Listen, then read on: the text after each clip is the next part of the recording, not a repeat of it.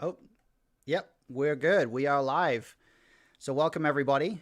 Let me make sure that everybody can hear you. I think we're good.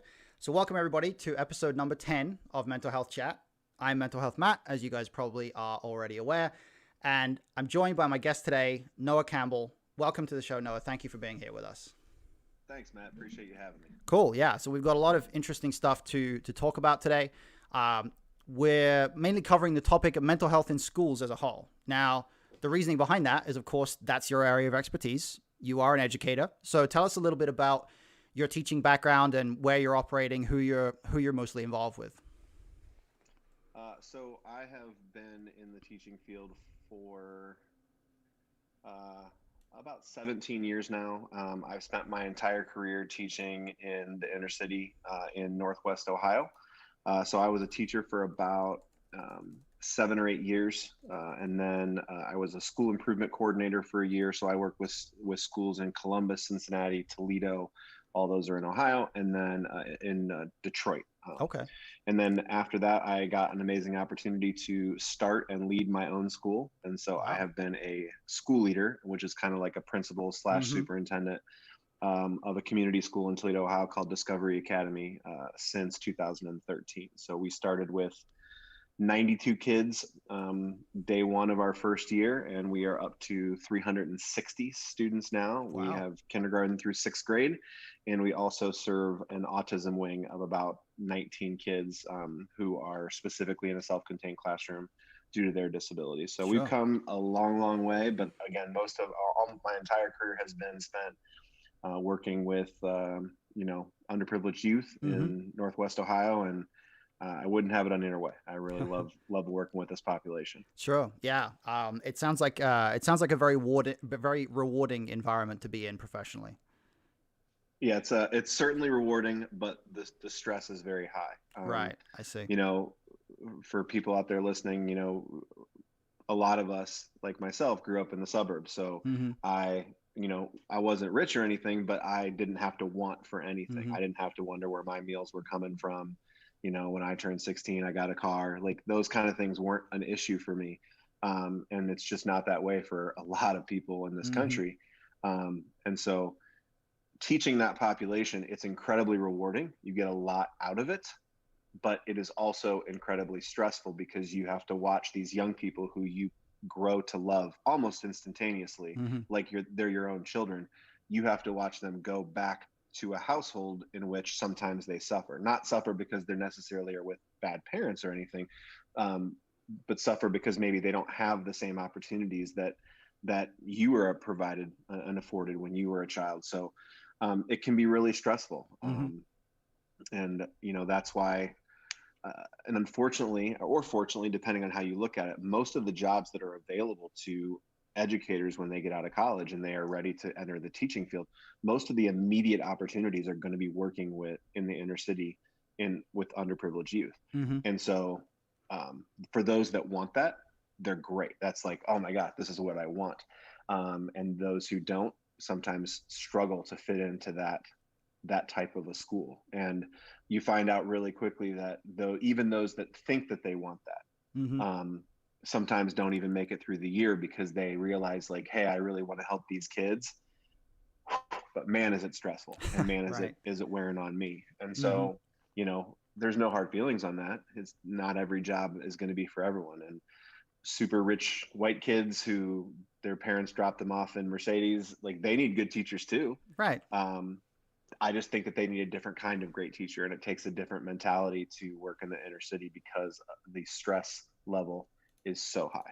Mm-hmm. Yeah, absolutely. Do you find that it takes almost a different skill set as well on top of just the mentality? Yeah, I mean, it certainly takes a different skill set, and maybe not in terms of like creating lesson plans. Like a teacher has to be able to create engaging lesson plans, and that doesn't matter whether you're dealing with Mm-hmm. white kids, black kids, rich kids, poor kids, that doesn't matter. But in terms of the mindset that you have to have going in, and the ability to communicate and connect with those types of kids, um, you know, again, I don't know anything about your background and where you were raised, but for me, coming from a predominantly white suburb in Cincinnati, I graduated with 300 kids, and I think Mm-hmm. maybe 7 of them were not my same skin color. Mm-hmm. And so I didn't really have to learn different cultures, and I didn't have to learn about how, some of the differences that go into that. But being a teacher in this field, like, you really have to assimilate really quickly and understand that these kids are being raised in a different way, whether it's Mm-hmm. their culture, whether it's how much money their parents make or don't make. And it's sometimes difficult to wrap your brain around. Mm-hmm. And the really great ones are able to do that and put themselves in their shoes. So, like, I think being a great teacher in the inner city is less about how good you are at creating great lessons and more about your ability to show empathy towards others and understand what they're going through, and using that to adjust the types of lessons that you create Mm-hmm. so that you can reach those kids. Yeah, absolutely. It's funny that you mentioned, or that you kind of say, I don't know where you grew up, because that what's funny about that is my experience is a little bit inverted from yours, in a sense, in that I grew up in the UK, obviously, small town, single parent family, not very well off at all. But I had the opportunity when I was about 11. I got kind of a scholarship to, like, it was a boarding school, which is normally in the UK, it's associated with wealthier people, right? But this school was specifically designed to cater to people from low income backgrounds. So you didn't, like, it was means tested. So, like, if you don't make a lot, you don't pay anything to go there.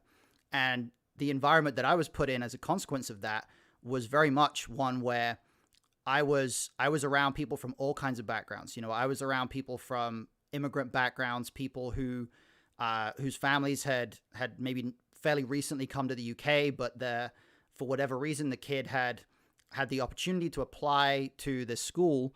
And so we were kind of the only school in my area where that was the case, right? So we were a boarding school. It was a very good education that I was getting, but I was getting it for free pretty much.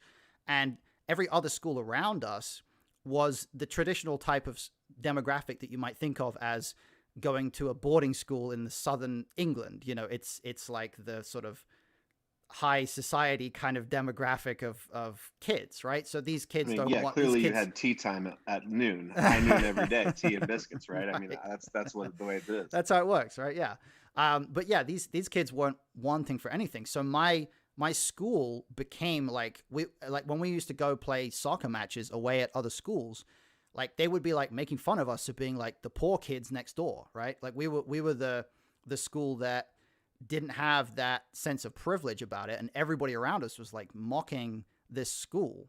And then there was also, on top of that, this element of a lot of the kids were immigrant kids and things like that, from backgrounds like that. There was a lot of black kids, a lot of Asian kids, and they're almost on top of that, there became an element of racism as well. Like, we literally used to get, like, kids would get, like, racial insults directed at them by these posh upper class white kids who had all the money and who didn't necessarily grasp that, we were just kids trying to get by the same way that they were, and it can be tough, I think, as a kid to grasp the impact that privilege and wealth and all of those like social factors that you as a kid have no control over. It can be tough to grasp the impact that has on how somebody grows up. So as an educator, what do you kind of notice in terms of the different experiences that you've had in how kids relate to each other? Do they kind of have like do you feel like the kids that you're teaching have an understanding of maybe that they are coming from a background where other people have inherently, been sort of dealt an advantage over them, or do they just kind of see their situation as it is? I can't speak for how every kid in every Mm-hmm. community feels. I will say that Toledo, Ohio is a very tight-knit community. It's like its own little bubble. It has its own demographics in different spots. Like, downtown is much different than the east side. The east side is like its own place. And so my experience throughout my education, or throughout my years in education, has been that the kids especially, this is what they know, so it's Mm-hmm. not weird to them. Right. I don't think that when they think of rich people, they think of kids that live 15 minutes away in a posh neighborhood. I think they think of rich people as like LeBron James, who is making millions of dollars. And Mm-hmm. so it's kind of like that's how we view rich people. It's like I live comfortably, but I'm not a rich person. LeBron James is a rich person. So um, I think that's an advantage to them though. Like, and I think that it's sad that I guess the toughest part for them is getting them to understand that there's more out there. Right. Mm-hmm. And so you have a lot of kids whose parents they don't work regularly, or they work part-time jobs, and just not a lot of them have career type of jobs. And not that there's anything wrong with that. I bow down to the parents at my school because they will walk over hot coals and through beds of nails Mm-hmm. just to provide for their kids. Mm-hmm. And so, but I also want to show our students that there's more out there, and that doesn't mean that every one of them has to go to college and get a 4-year degree. We want to show our students the ability to have careers that are 4-year degree, white collar type jobs, but also like there are people that work in the trades that make 6 figures within the first 5 to 10 years of their career, like Mm-hmm. welding and fitting pipe and just stuff like that. Like they Mm-hmm. make ridiculous money. And so we want to show our kids like, hey, like just because school might not be your thing, Mm-hmm. that doesn't mean that you have to go to college and get a 4-year degree in accounting. Right. There's a number of things you can do and earn a really great living for yourself and your family. And so, we want to try, our motto at our school is that we understand the kids we serve are predominantly underprivileged. Mm-hmm. We want to equip them with the tools to have a successful life in the future, and make sure that they are allowed to dream big. Like they're allowed to envision a world outside of just their community that they know, so that they don't think that what's in store for them is like they're limited by, working at McDonald's, Mm-hmm. or, doing a bunch of part-time jobs to make ends meet, that they're not limited by that. And so we try and spare no expense in terms of what we can afford to do, but like we want to make sure that they have the nicest technology we can give them. Mm-hmm. I don't want my kids on some crappy smart board when the kids over in Perrysburg, which is a very well-to-do community not too far from us, that they have the nice stuff. Mm-hmm. Like I want to make sure that when my kids show up, they get to use nice stuff. They have a nice playground. They have a nice gymnasium. They have nice computers. They have nice smart boards, so that they understand like we want to give them the best that we can give them, and show them that they're capable of earning the best for themselves someday if they're willing to put in that hard work. Yeah, that's amazing. Yeah, we actually have a comment coming in on YouTube. I know you I don't think you have YouTube in front of you, so I'll read it for you. Kelsey Hampton says, I'm Ms. Kelsey, a counselor at Noah's school. His prioritization of mental health as an educator and school administrator at Discovery is the most amazing thing. So big respect coming towards you, I think, from one of your teachers, or a counselor, I suppose. So Kelsey works with a National Youth Advocacy Program, and this is a good segue into more mental health stuff. So we recognize that a lot of our kids, because of their background, really struggle with mental health, and they might not even know that they're struggling with mental health. A lot of kids are like, I have anger issues. Welcome to the real world. We all have anger issues, but I think it's because they don't really understand how to describe the fact that they struggle with mental health, like all of us do. And so we have an amazing partnership with National Youth Advocacy Program. So Kelsey, Amy, Asha, and Kylie are our 4 counselors. They're full-time counselors in our building. They don't work for me.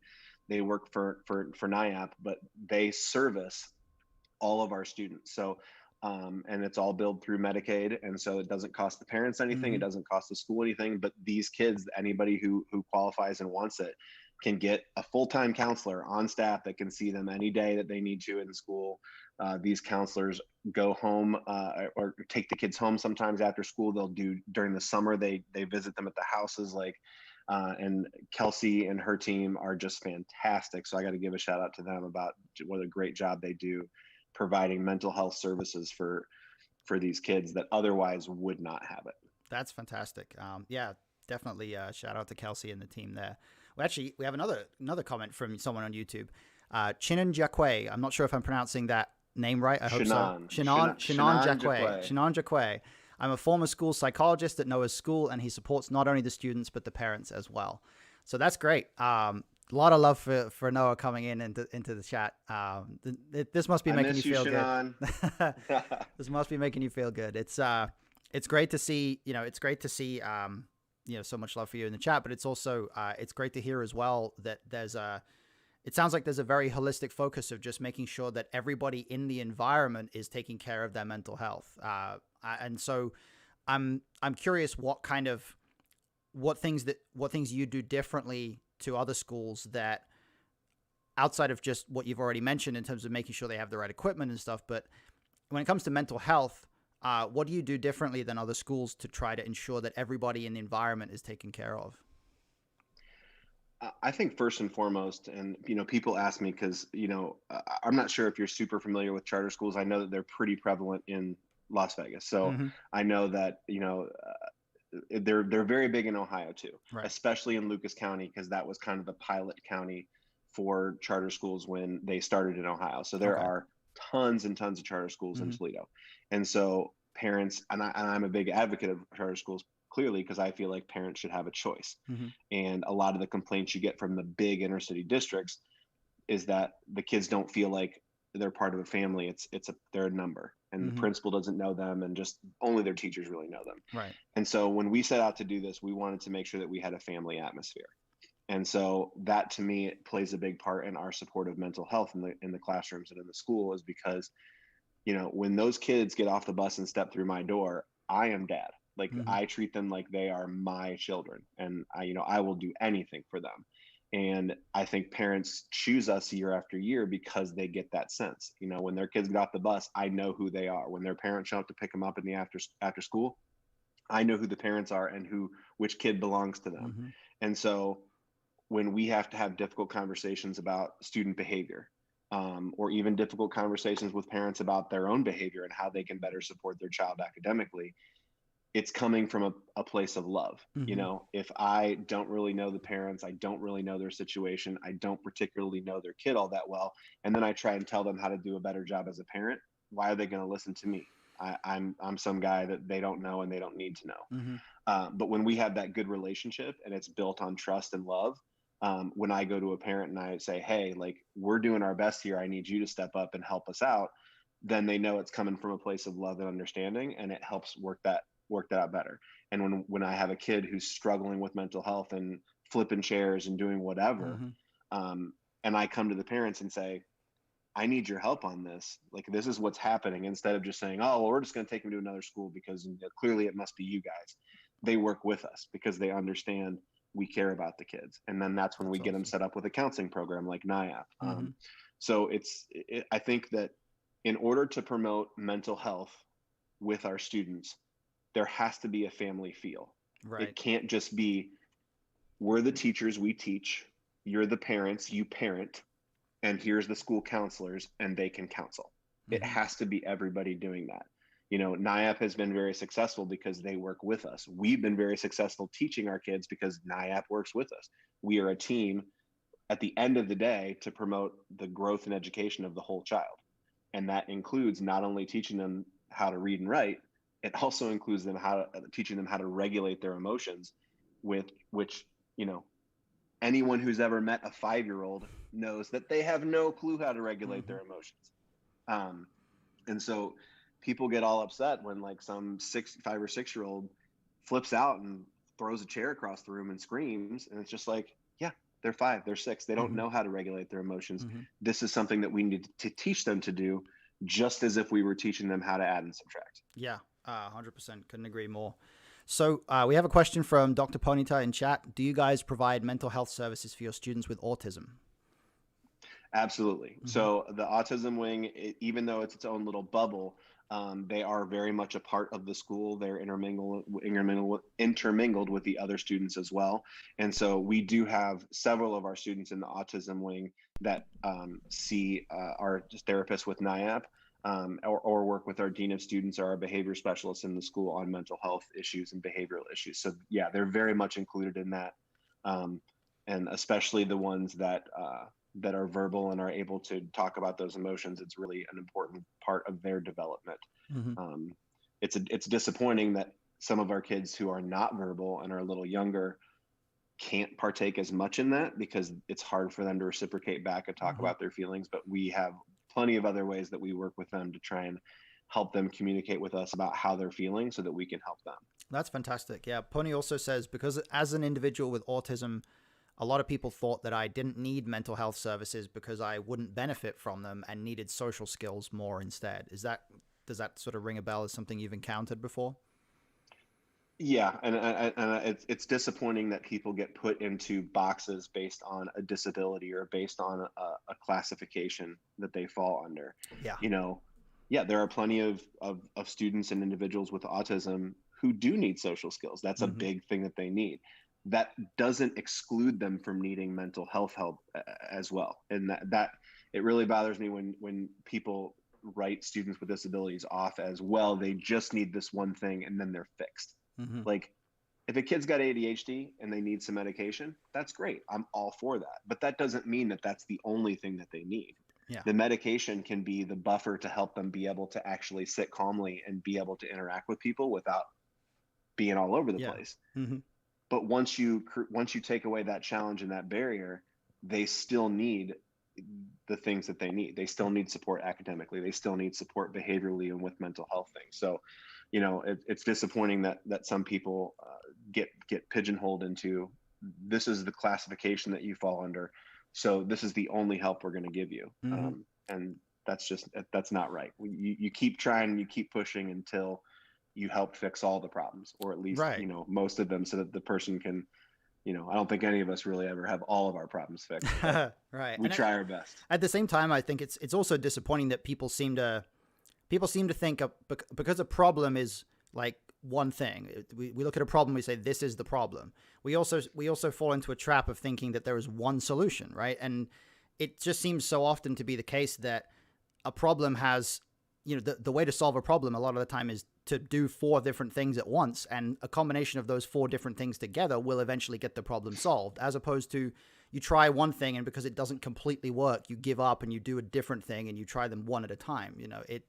I think people largely don't seem to have a very good approach to problem solving in that sense. But I don't know if that's something you observe, but it kind of sounds like what you're saying there. I mean, that's really the mantra of any school teacher. If a child is struggling with phonemic awareness, you try a research-based intervention. Mm-hmm. And if that one doesn't work, you try a different one. Mm-hmm. It doesn't mean that the first intervention was crap. It just means it didn't work with that particular Yeah. student. Mm-hmm. If you teach a lesson in a certain way and it doesn't land with your students, it doesn't mean that lesson was terrible. It just means on that day with that particular group of students, it didn't land. Mm-hmm. And so you go back to the drawing board and you reteach a different way. And I feel like people, understand this about kids. Like, we always talk about learning Mm-hmm. styles for kids. And then somehow we don't remember that when we get to adults. Like, I Yeah. can't tell you how many times as an educator, we are preached that we have to diversify how we present information, Mm-hmm. because we need to touch all these different learning styles for kids. And then I'll go to a professional development seminar with a bunch of educators, and there's a dude standing up there with a PowerPoint, and he's reading off his slides for 2.5 hours. Mm-hmm. And it's just like you got to practice what you preach. Yeah. Like, we're adults, we need to get up and move too. We Mm-hmm. need to learn in a bunch of different ways. So I think that the whole world would be better served if we focused a little bit about how we can differentiate how we give information to Yeah. other people. Yeah, absolutely. Completely agree. Sofa Perdido has a question, says, how did you determine the curriculum for the autism wing, and how does it differ from the neurotypical wing? Interesting question. Great question. So we did not determine a curriculum for anything. Our curriculum in the autism wing is created from scratch for each individual student. So we have our autism wing right now is 19 kids. Mm-hmm. So it's big, but it's not that big. And there are certainly other autism wing schools or autism schools in Toledo that have hundreds of kids. And I like our size because we're big enough that we can offer a lot, but Mm-hmm. we're small enough that we can individualize. So, there are subscription sites that we have, and there is some curriculum that we purchase and assessments that we use that are baseline across, that many different schools use. But Julie Jacobs, who's the director of the autism wing, and her team, they really do a great job of creating the curriculum needs for each kid, because even within a 6 kid classroom, there are widely different needs for those 6 kids. And so they'll spend a lot of time together at the beginning of the day doing, calendar time and things where the kids can all participate together. But then once that's over, I mean, there's a lot, just almost strictly one-on-one attention for each kid, because they have such specific needs that's what they need. They can't, you can't try and fit them all into one box and say, we're going to do this curriculum for these kids. So great question. If we were bigger and had more kids, we probably would need to baseline it a little bit more and have a more planned out curriculum that we try and fit certain groups of kids in. But because we're a little bit smaller, we have the ability to really individualize for each kid and create a curriculum specifically for them. That's great. Yeah, that's really great. I want to touch a little bit on something that you mentioned at the beginning, which is the stress that's associated with a job like this, right? Where you're working with kids where you care deeply about these kids, but you obviously don't have the capacity to just click your fingers and make their situation better in some cases. What do you do personally to manage that stress? Do you have any methodologies that you employ to try to allow yourself to kind of keep a cool head yourself when you're dealing with some of this stress? Well, if any of my staff's watching, they're probably laughing because I don't always keep a cool head. But mostly it's just me throwing little temper tantrums in my office about my stress. But no, and the stress in the education field is a very, very real thing. And the most common statistic you're going to see is the fact that 50% of teachers leave the field, not change jobs, not change schools or districts, leave the field entirely within their first 5 years. It is incredibly stressful. I always hear like air traffic controllers have the most stressful job, and they might, that seems like a pretty stressful job that I wouldn't want to do. But for those out there that work with educators or know educators, like give them hugs and, maybe buy them some alcohol for Christmas, because educators right now are going through a lot and they are trying to learn brand new ways of teaching and master them within a few months. And it's just a really big struggle right now. My staff is amazing. Like they're just, we had a big sit down at the beginning of the year because we're doing a hybrid model. So kids can choose fully virtual, and we have about, I would say about 40 or 50% of our students are fully virtual. So all 5 days a week, they're at home on the computer. But then the other 50, 60% of those kids are in a hybrid model. So they're in person 2 days a week and then virtual the other 3. I see. So my teachers on Monday and Tuesday are teaching kids online and in person at the same time. On Wednesdays, they're teaching all virtual, which is a little easier because they're only focused on one type of thing. And then Thursday and Friday, again, they're teaching a different group of kids in person plus all the online kids. So they're 4 out of the 5 days, they're doing 2 jobs at once. Yeah. And so as if teaching weren't stressful enough just in normal world, now that we're in COVID world, teaching is incredibly stressful. So we lost our entire fourth quarter last year to COVID. The governor sent us home on March 12th or something like that, and it was gone. We were supposed to go home for 2 weeks, and we never came back. And then, it was really stressful because we thought 2 weeks is just 2 weeks. We'll be fine. It'll be perfect. And then 2 weeks turned into a month, and then a month turned into it's all gone. Yeah.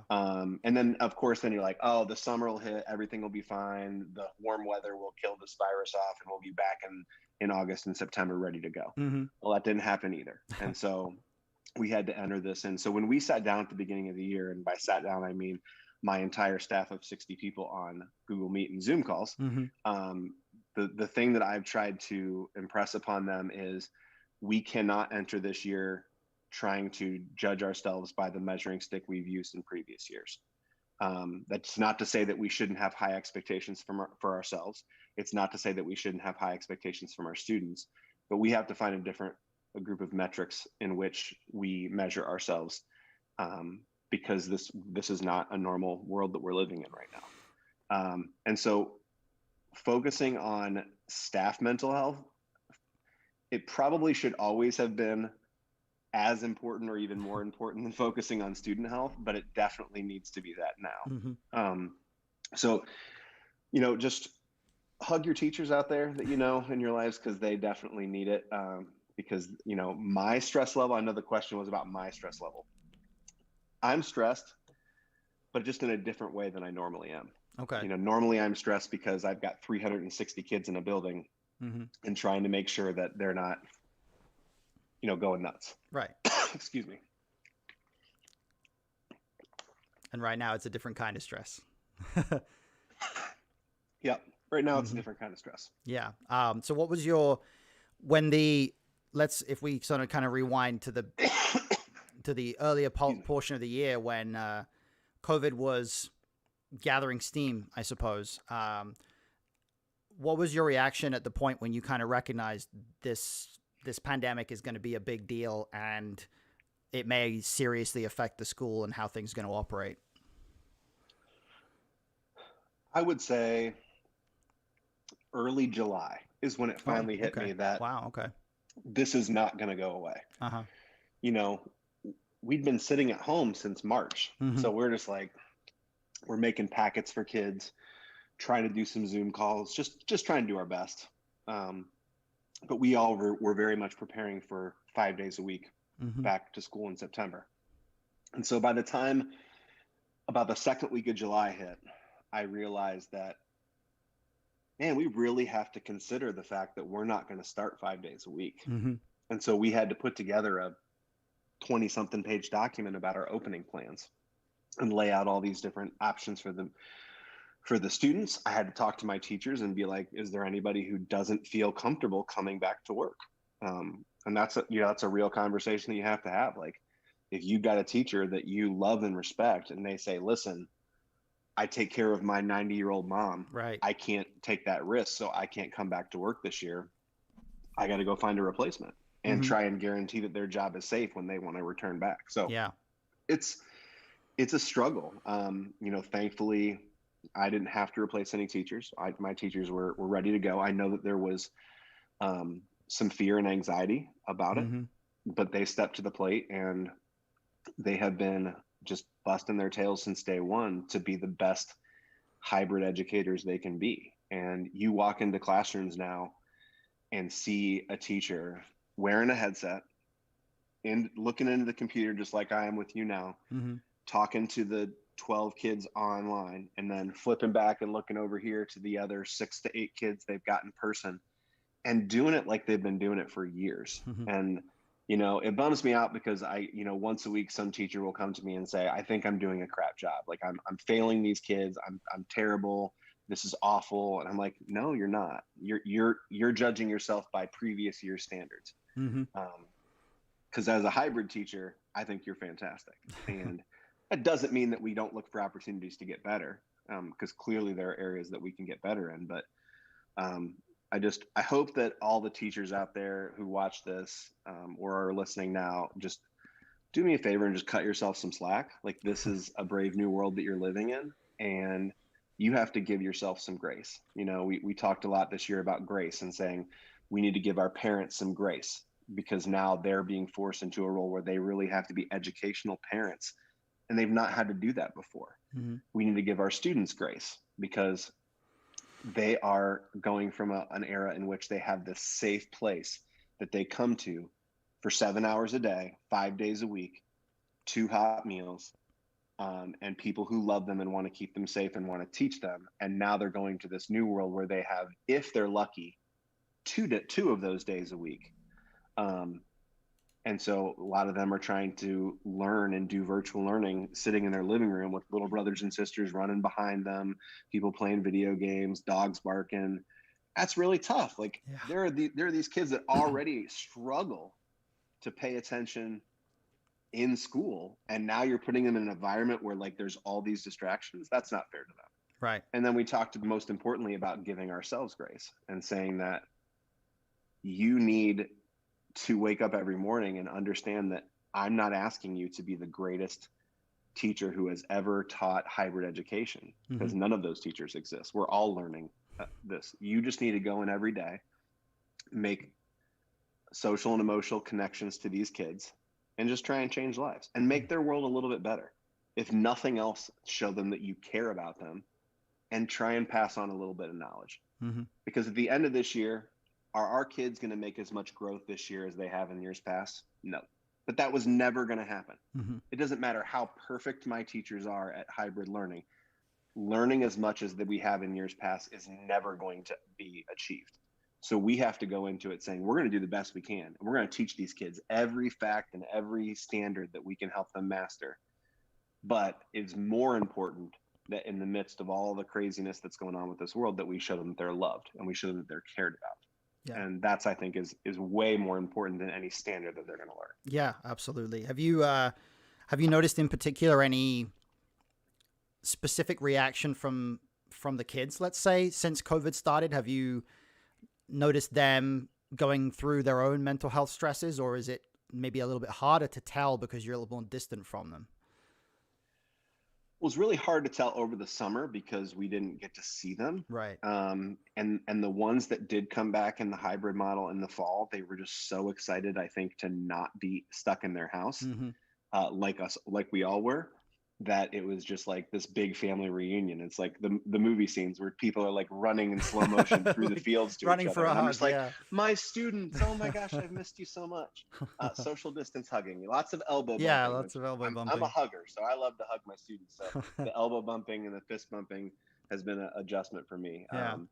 But I think it's definitely been a struggle for some of them to readjust to the real world. Mm-hmm. You know, when you're kind of in this isolation where you're only really spending time with your immediate family and the household, um, and then all of a sudden you're back in this world where you're getting to see your friends and your teachers and all these other things, and you're riding the bus in some cases.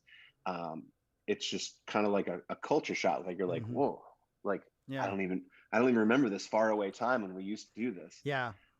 So there has been a little bit of culture shock, but surprisingly, we have had like next to no behavior issues this year. And Wow. part of that is because there's less kids in the building. So Mm-hmm. we went from 360 kids every day to 115 kids every day. Mm-hmm.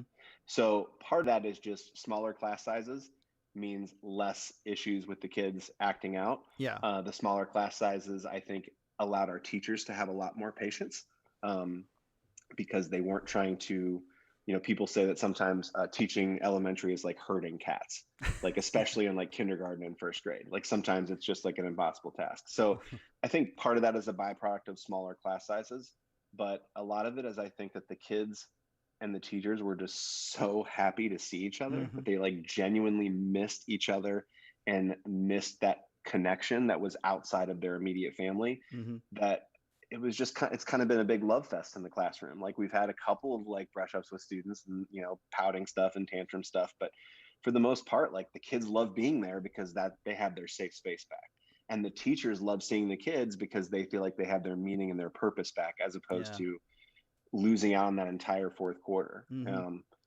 And I think most educators, certainly my teachers, when we had to kind of cancel the rest of the school year, they were like, oh darn, this is terrible. Like, you get kind of an extra 2 months on your summer vacation is not the worst news that anyone's ever given you. Right. They were of course sad to lose out on that time with the students, but and they worked really hard to send home packets and try and stay in contact to help the kids. But at the time, it was the fourth quarter of a long Mm-hmm. school year, so people are kind of like, yeah, it's all right, Yeah. I'm fine with it.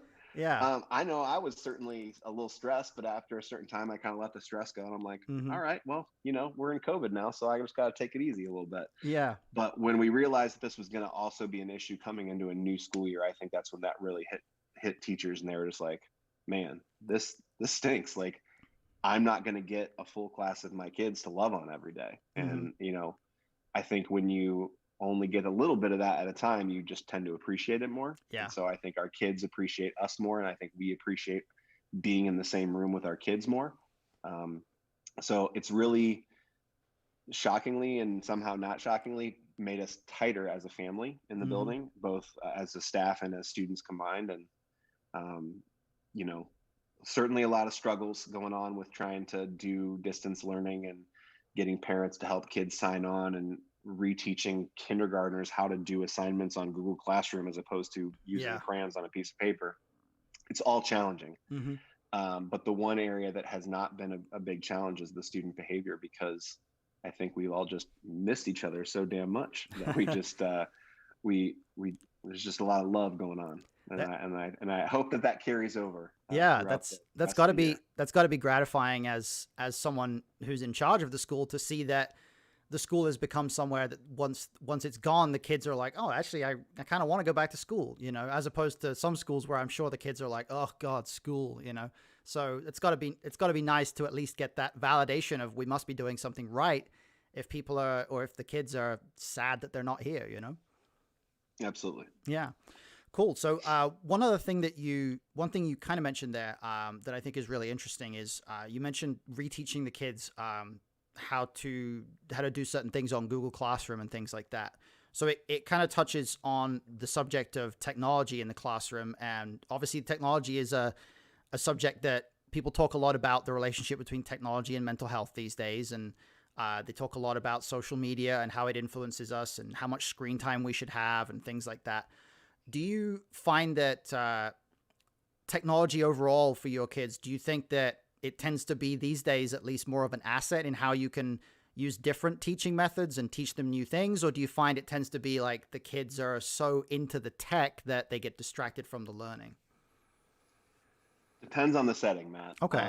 Technology in the classroom and in the school is 100% an asset. Okay. And it's an asset in how we get information to kids, and it's an asset on how they can use technology to process and replicate that information. Mm-hmm. So when I was in elementary school, like, we didn't have any of that kind of stuff.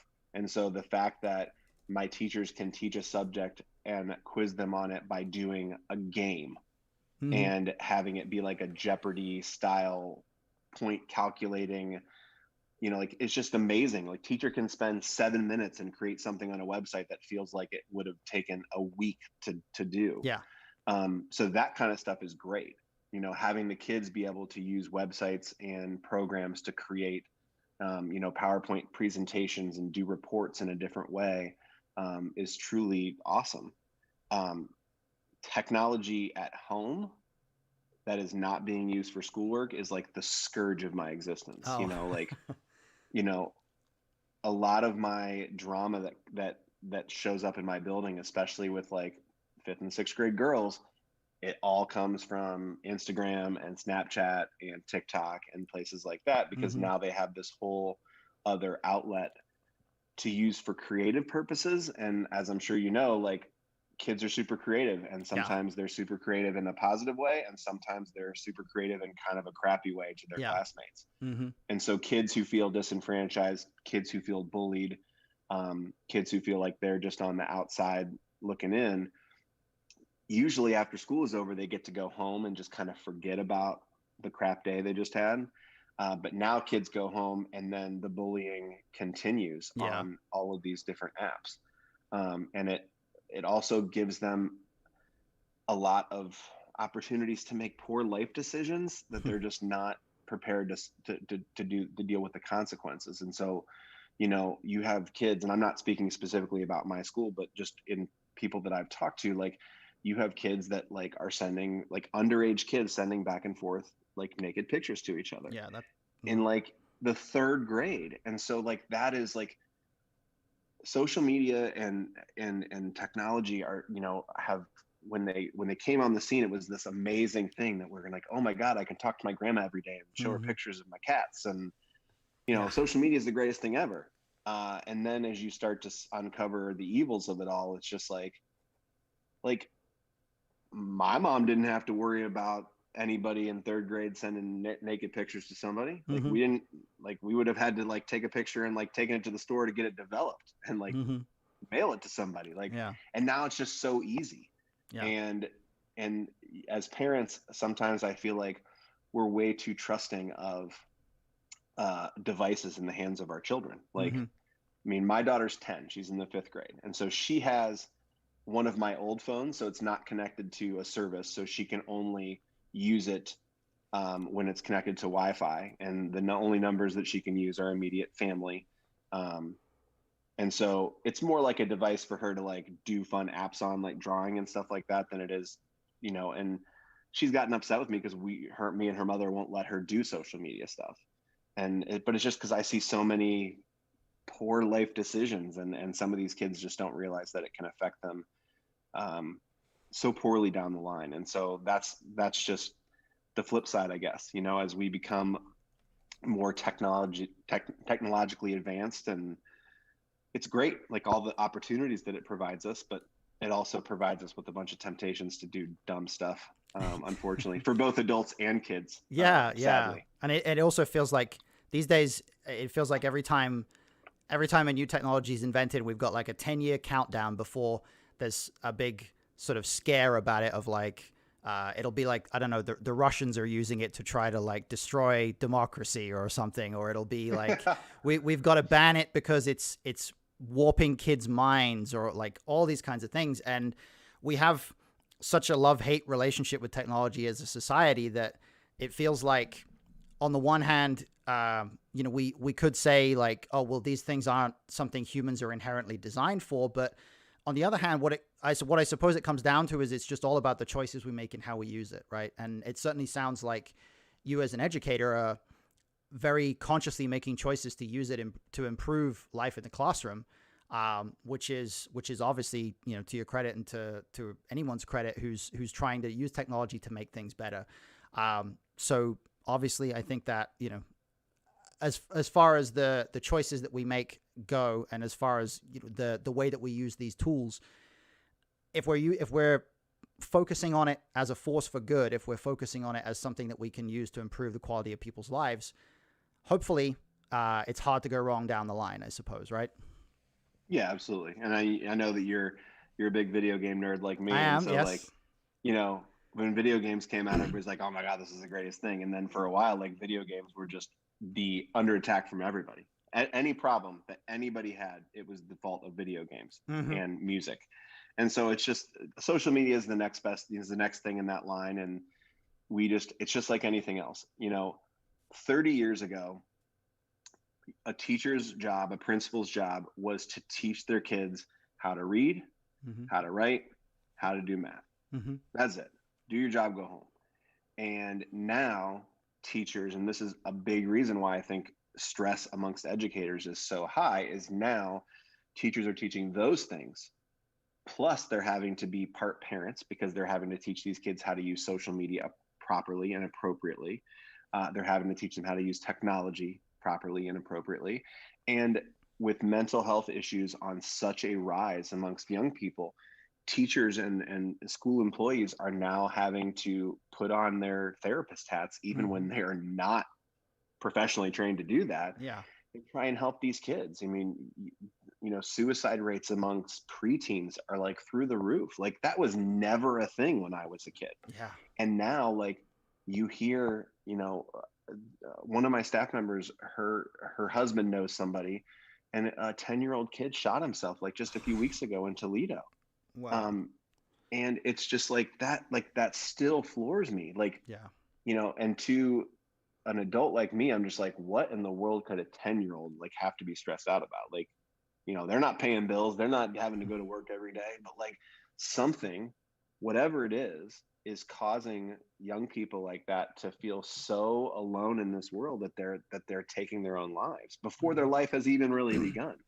And so we as educators now almost have to put the curriculum aside, Mm-hmm. and that has to become secondary, because until we can help these kids balance themselves out emotionally, they're not ready to learn. Yeah.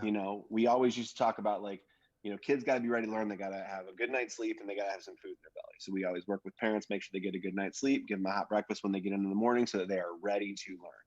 Well, now, to be ready to learn, a kid's got to feel safe. A kid's got to feel, mentally protected. And it, it really is a struggle for teachers, because when you got 25 kids in your classroom and the kids walk in at 9 o'clock, like, we got to go. But what do you do if 5 of those kids are suffering from mental health issues at that point, and they really are not ready to let's go? Mm-hmm. Um, and so teachers nowadays are teachers, parents, counselors, social workers. They are wrapping all of these jobs up into one, and oh, by the way, not getting paid very well for it. You know, Yeah, tell me about you're it. most states, the average teacher salary is in like the low 40,000s, um, low to mid 40,000s, and that's just like, what do you like? And it's frustrating for me as an administrator because when I was a teacher, I'm just like, why am I not getting paid more? Mm-hmm. And then I joined the administrative side of things, and now I realize, well, you're not getting paid more because there's only so much pie to go around. I can't Yeah. just invent money. Mm-hmm. Um, so I desperately want all of my teachers to make about double what they make now, at least. Exactly. And if I could figure out how to do that, I would make it happen. But, Mm-hmm.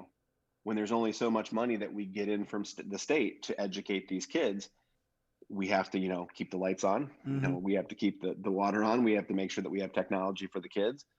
We have to buy curriculum. And so when we have money left over, it's going to go to the teachers. But we need to do some serious thinking in our country about educational reform, not only for how and what we teach kids, but how we reward the people who are doing the teaching. Yeah. Doctors make a lot of money for a reason, Mm-hmm. because they work their butts off to learn a bunch of stuff so that they can do one of the most important jobs in the world, which is to save people's lives. um, I would argue that teachers, police officers, firemen, like those people are pretty Mm-hmm. pretty essential to our world, and I think that those type of people, we need to figure out ways to compensate them more, on par with how we view the importance of their jobs. Yeah, 100%. I could not possibly agree more. In particular, I always find I'm glad you mentioned firefighters there, because I always find that, like, I don't know why, but firefighters, I feel like they get no credit in society, because, like, nobody's. They get lumped in with the police officers and Yeah, overlooked. like, and nobody's like, it's weird because nobody's on the side of the fire, right? Nobody's like, and nobody's like anti-firefighters. At least with police, there's a lot of social debate about what role should they have, how should we police things and stuff like that. With firefighters, it's like, yeah, nobody's supporting the fire, nobody's rooting for the fire, but for some reason we don't cater to them enough. And it should be the same way with teachers. There should be no argument against, like, yes, we want more, we want to reward teachers better. We want to incentivize people to be teachers. We want high quality people to go into teaching because they're passionate about it, and all of this stuff. We want to have resources dedicated to giving our kids what they need. And for some reason, there seems to be a systemic thing in the US where it seems to have been the case. I mean, obviously I haven't lived here that long, but it seems to have been the case for decades almost, that investment in teaching or investment in education has kind of gone unnoticed, or it doesn't seem to be talked about enough. Do you feel like that's fair to say? Yeah. I mean, you said there shouldn't be an argument against good teaching and getting Mm-hmm. teachers more, but there is, right? There's this whole group of people that are like, what do you mean they want more money? They're just babysitters. What do you mean they want more money? They get the whole summer off. Like, what could be better than that? Like, they only have to work 9 months out of the year. No. I mean, yeah, my teachers get their summers off, but you know what my teachers do on their summers when they're not laying in the pool and sipping drinks, which they do because they've earned it. But they're researching ways to be a better Mm-hmm. teacher. They're attending seminars. They're looking into new curriculum. They're developing lesson plans Mm-hmm. and revamping their entire way of teaching so that they can be better and better the next year. And not to mention, like, there are so many professions that you work 12 months out of the year. You work Mm-hmm. Monday through Friday. You get off on your weekends. You get a couple weeks vacation, and that's tough. Like, that's tough working all year round. And they can sit there and be like, I wish I had my summers off. Well, you know what my teachers wish? My teachers wish at 4:30 when their day is over that they get to go home and not think about work anymore. Yeah. Because the guy who's working for some accounting firm, when he leaves at 5 o'clock, even though he's working year round, he leaves and he goes home and he's done. The guy Mm-hmm. who's working the assembly line at Ford, when the whistle blows, like, he leaves and he goes home. He doesn't Yeah. even think about work until the next day when he Mm-hmm. punches in. My teachers, when they leave, they first of all, a lot of them don't leave. They stay in there and they're working with their grade level partners. They're grading papers. They're doing meetings. They go home and they're revamping lesson plans and they're grading more papers. And then they spend a little bit of time with their own families and their own kids. They go to sleep. They get up and they do it all over again. Mm-hmm. So, you can sit out here all day and say, well, teachers don't work during spring break, winter break, and summer break. They have it easy. They make up all those hours and more by the fact that I would say the average teacher workday is probably close to 10 to 12 hours. Mm-hmm. Easy. Yeah. Between what they actually spend in the building doing their job of teaching kids and then what they're spending outside of the building, grading papers, doing lesson plans, Mm-hmm. it's easy 10 to 12 hours a day. Yeah. And so they've earned the time off in the summer. They don't need to be working in the summer because they've already put in those hours and they're just getting paid for them months later. Mm-hmm. And the frustrating thing is as well that I think a lot of the people who are probably throwing out this argument of teachers don't need more money or don't deserve more money or whatever, half of them are probably guys who sit in an office and 2 hours a day they're like browsing Reddit or playing fantasy football or whatever. Like, it's not like when you're doing an office job, it's a guarantee that you're 100% efficient the entire time you're in there, right? In a lot of ways, there's so much gray area when it comes to the entire professional world as to what amount of time we're actually spending on work versus what amount of time we're spending on other things. And there's a lot of crossover, like you say, where you're not technically, like, it's not technically part of somebody's job to be preparing to be a better teacher the next year. But if you don't do that, you're sure as hell not going to do a good job, And so you're in this environment where people can look at it from the outside and they perceive a certain thing about what the working environment is, but it's completely different from the inside. And I wonder whether maybe what we need on some level is just more dialogue between people who are in the education profession and the people outside it, considering that the people outside it seem to have such a false impression of what actually goes on. Do you feel like that's fair? Yeah, I'm really quite excited that the new First Lady of the United States is a doctor, has a doctorate in education, and has spent time in a classroom. Because I feel like, for the last 4 years, we've had a Secretary of Education who has no educational background just has whatsoever. no clue, like literally no idea. Yeah. And that's the real problem in education. It's not just on a national level and a state level too. The people making the decisions are oftentimes bureaucrats that haven't spent a lot of time in the classroom, and they don't know what it's like. And so the biggest struggle for me as a principal is, how do I maintain high expectations for my staff? Because teaching in the inner city is tough. And if we don't have high expectations for how we conduct ourselves as professionals, the kids are going to suffer. So I have to have my high expectations, but I also have to weigh in the fact that my teachers need to not be mentally run down day in and day out. And so it's a constant battle with my administrative team, not a battle like we argue about it, but just like, what are some of these things that are not worth it? Like, we try and, if there are something that we're asking our teachers to do, we want it to be specifically because it's going to make them a better teacher and it's going to reflect better with the students in terms of how they learn. I don't want my teachers doing paperwork that has no good purpose other than the fact to do paperwork. I don't want them wasting time on things that is not going to make them a better teacher or is not going to benefit their students because they have enough on their plate. But even then, it's tough because you've just got overlap. Like, there are some things that I have to ask of my teachers because it's the right thing for them to do to grow as a professional. That same thing is also weighing them down and making them more mentally tired. And that sucks for me because I'm doing it to them. Like, I am choosing to put something on their plate that is draining them mentally, but I'm doing it for a reason. And so that's the big struggle I think administrators have these days, is that we want to have super high expectations, but you got to be mindful of teacher stress. And in the past, I think the emphasis has been way more on the expectations and not enough on teacher mental health.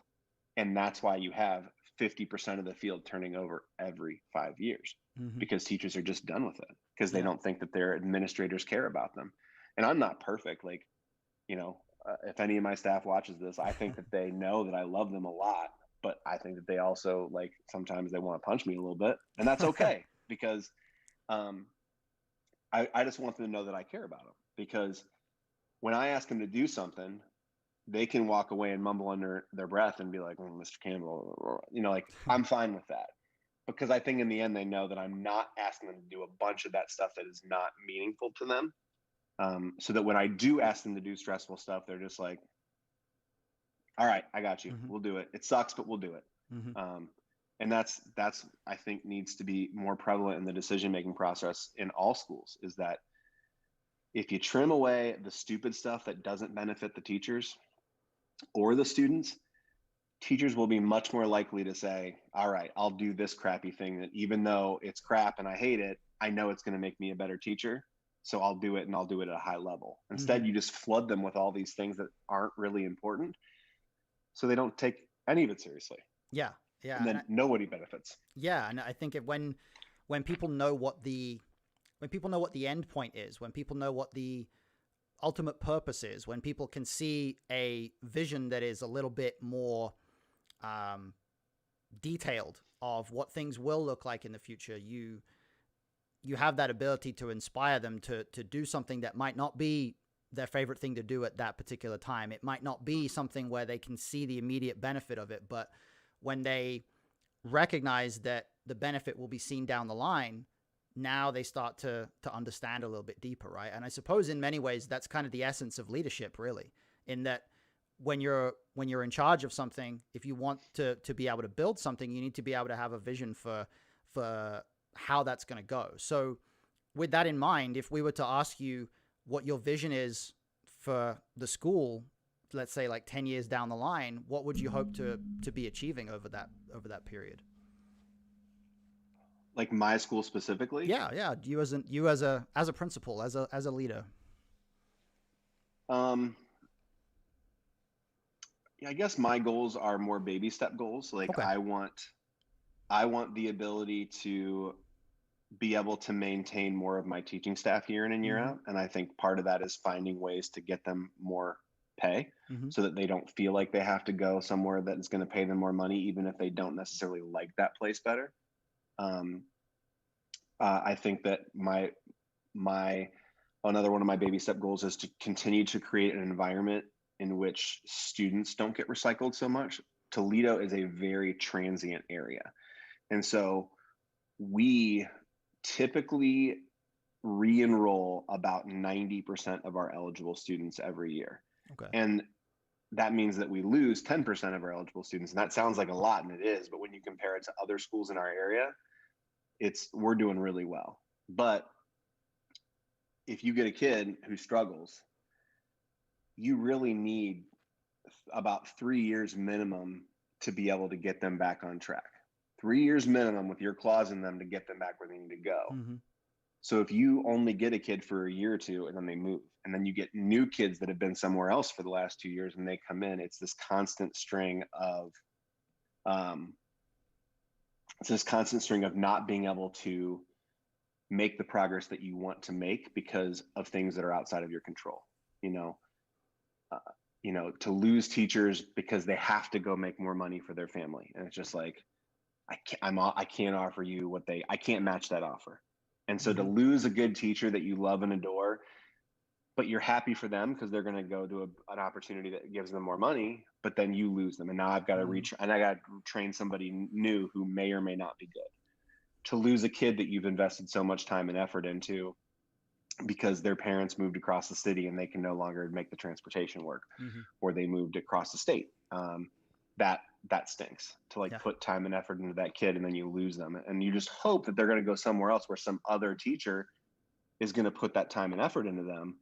But that's not always the case. So, Mm-hmm. I think my goals for the school are to have us continue to take those baby steps to retain staff, to retain students.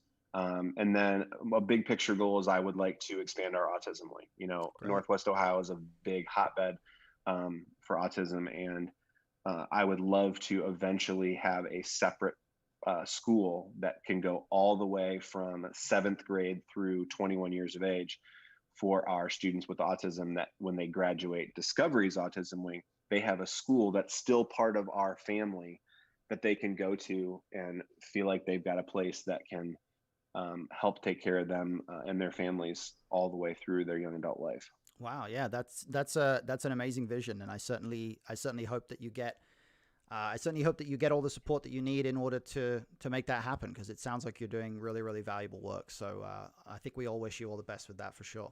Appreciate that, man. Thank you.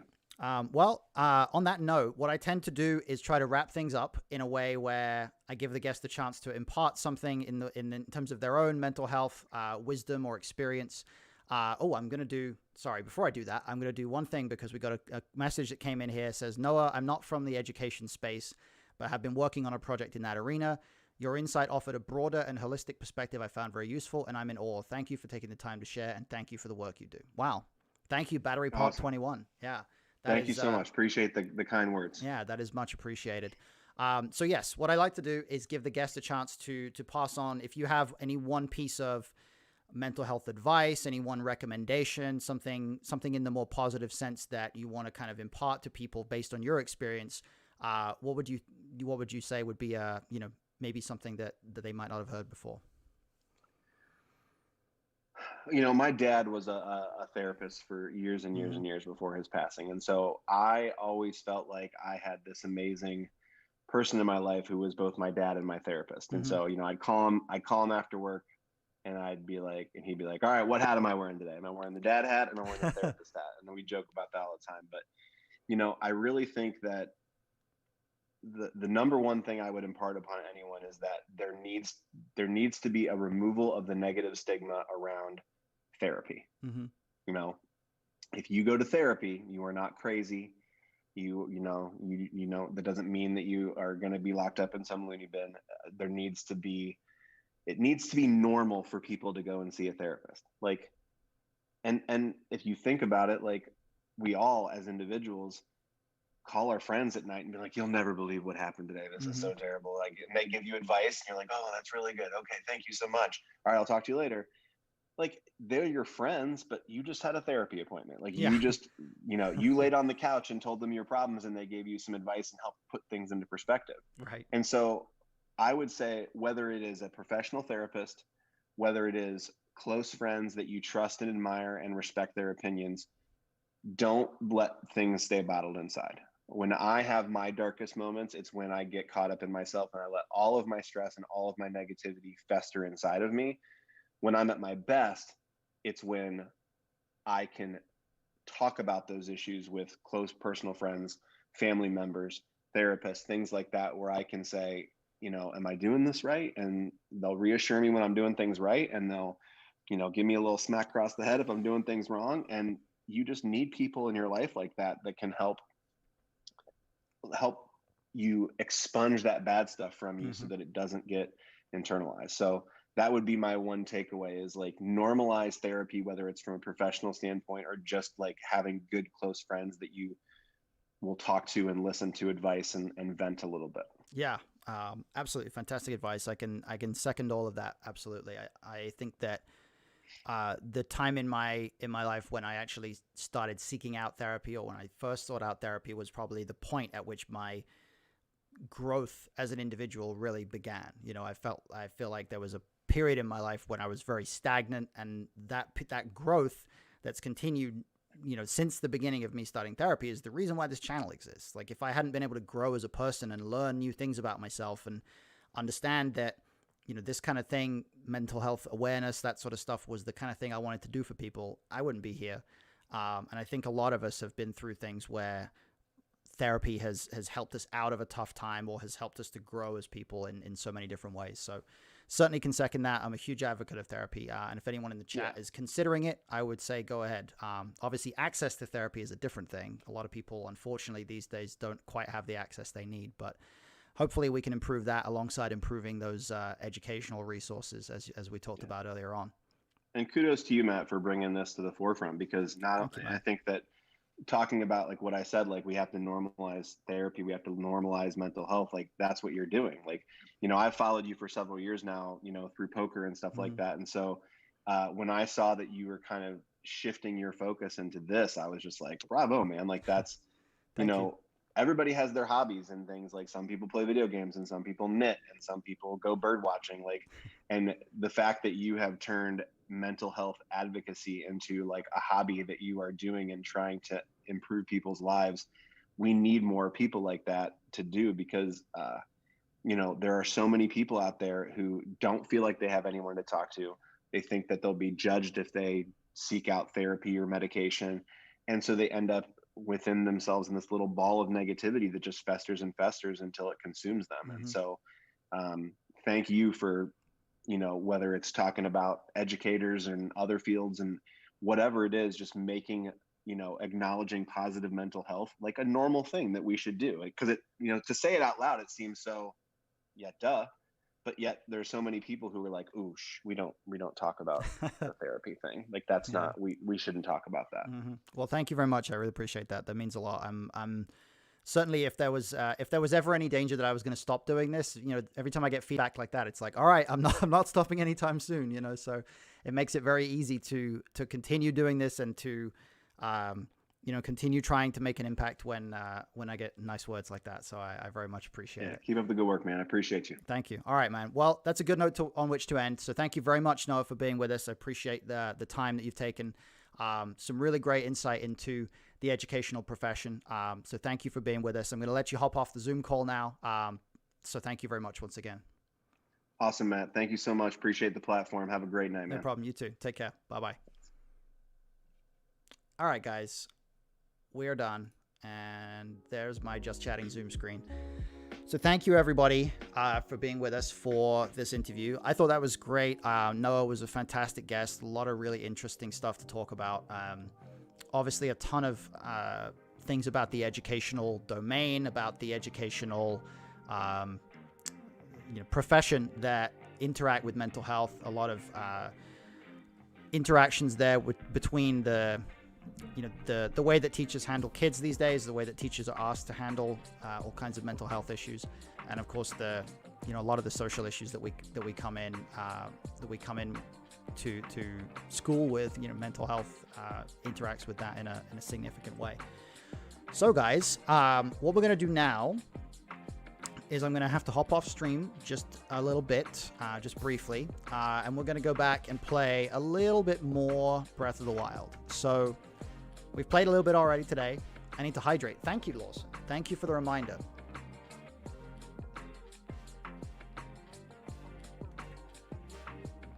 There we go. Hydration. We're going to play some more Zelda. I have to go take a break, and I have to go get myself something to eat. I'm going to go get myself a protein shake because I am hungry. But we'll be back in just a moment. So refresh the stream in a second once I'm off, and you'll see my Be Right Back screen will be on, and then I'll be back with